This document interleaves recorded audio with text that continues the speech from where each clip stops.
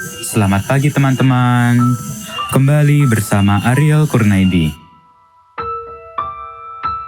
Kita akan merenungkan firman Tuhan dari buku Renungan Pagi Anak dan Pelajar. Yesus sahabat terbaik dan setia. Yang disusun oleh Pastor Dr. Marolop Sagala. Mari kita awali dengan doa. Bapa di sorga, kami akan belajar firman-Mu. Tolong kami supaya firman-Mu menjadi pedoman dalam hidup kami hari ini. Dalam nama Tuhan Yesus kami berdoa. Amin. Hari ini, tanggal 24 April, judul renungan kita, Dari Gadara Kembali ke Kapernaum. Ayat hafalan, Matius pasal 9 ayat 1. Sesudah itu, naiklah Yesus ke dalam perahu, lalu menyeberang. Sampailah ia ke kotanya sendiri.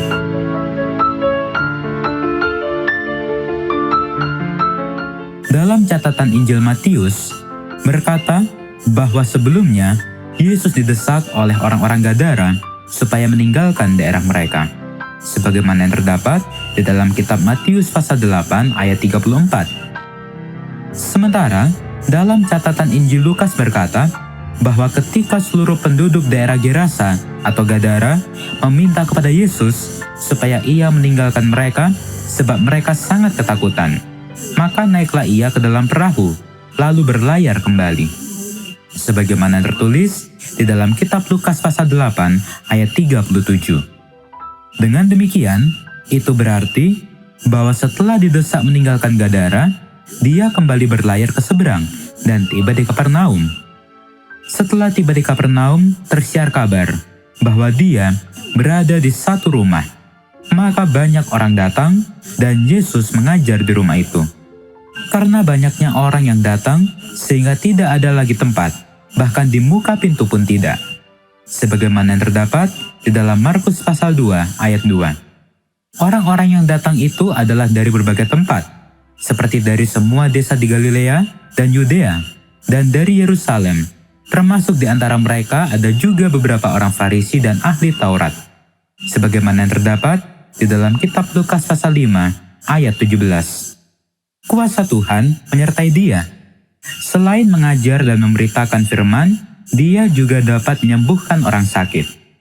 Sementara dia memberitakan firman Tuhan, ada 4 orang membawa kepada Yesus seorang lumpuh untuk disembuhkan Yesus. Sebagaimana yang terdapat di dalam kitab Markus pasal 2 ayat 3. Tetapi mereka tidak dapat membawanya kepadanya, karena orang banyak itu.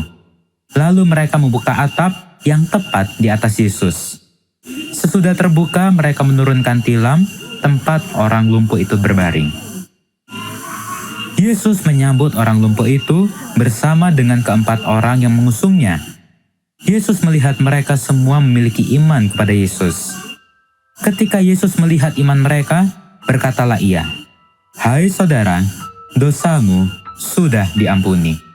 Sebagaimana yang tertulis di dalam kitab Lukas pasal 5 ayat 20.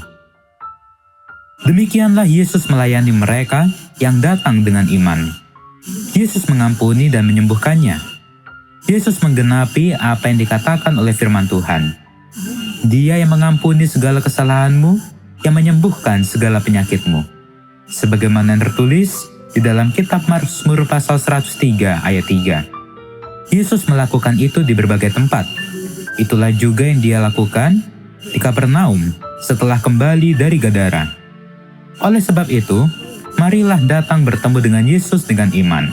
Maka dia akan menerima kita, mengampuni, dan menyembuhkan segala penyakit yang kita alami.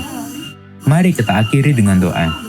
Bapa di sorga, terima kasih untuk firman-Mu hari ini, di mana kami diingatkan bahwa kami mempunyai Allah yang sanggup menyembuhkan segala penyakit kami.